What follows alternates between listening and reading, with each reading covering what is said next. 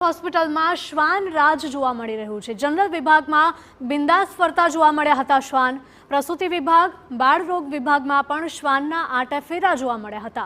બેફામ ફરતા શ્વાનને ભગાડનારું અહીંયા કોઈ જ નથી। પ્રસૂતિ વિભાગના ગેટ પર આરામ ફરમાવે છે શ્વાન। દર્દીઓ માટે વેઇટિંગની જગ્યાએ શ્વાનનો અડિંગો જોવા મળ્યો। હોસ્પિટલમાં 8 કલાક માટે એક જ વોચમેન છે।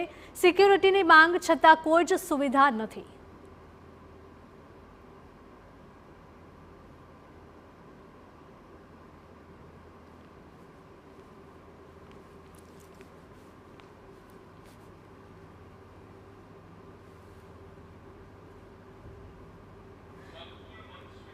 અમારા સંવાદદાતા મકબૂલ જોડાઈ ગયા છે વધુ અપડેટ સાથે। જણાવશો કે આ જે હોસ્પિટલની દુર્દશા સામે આવી રહી છે, અહીંયા શ્વાન આંટાફેરા કરી રહ્યો છે। દર્દીઓ અહીંયા સાજા થવા આવે છે, પરંતુ અહીંયાથી બીમાર પડીને જાય તેવી સ્થિતિ છે।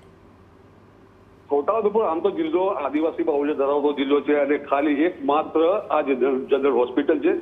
આ હોસ્પિટલમાં આસપાસના આદિવાસી સમાજના લોકો અહીં આવતા હોય છે, પણ ખાસ કરી જોવા જતા અહીં કેટલાક जो वॉर्ड है जेमा खास કરીને બાળકો છે, સ્ત્રી વોર્ડ છે, ત્યાં આગળ ખાસ આ જે શ્વાનો છે તેનો અડીંગો જોવા મળ્યો હતો।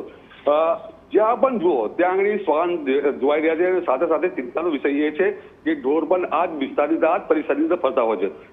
ખાસ કરીને ઉલ્લેખનીય એ છે કે જો બે દિવસ પહેલા જે શ્વાને અમદાવાદની અંદર જે બાળકીને જે ફાડી ખાધી હતી, આવી બાબતે જો આવો બનાવ બને તો શું એ સવાલ છે। આ જે વિસ્તાર જે છે પરિસર છે, પરિસરની અંદર દરેક વોર્ડની અંદર શ્વાન જોવા મળે છે। ગેટ છે એ ગેટની બહાર પણ શ્વાન બેસે છે અને જે દર્દીઓ આવે છે શ્વાન પાસે રહીને છલકતા હોય છે। ચિંતાનો વિષય એ છે કે શ્વાન આ જે દર્દી હોય કે કોઈ બાળક હોય કે કોઈ સ્ત્રી હોય તેને કરડે તો શું, એ એક સવાલ ઉભો થઈ રહ્યો છે। જી બિલકુલ મકબૂલ, માહિતી બદલ આપનો આભાર।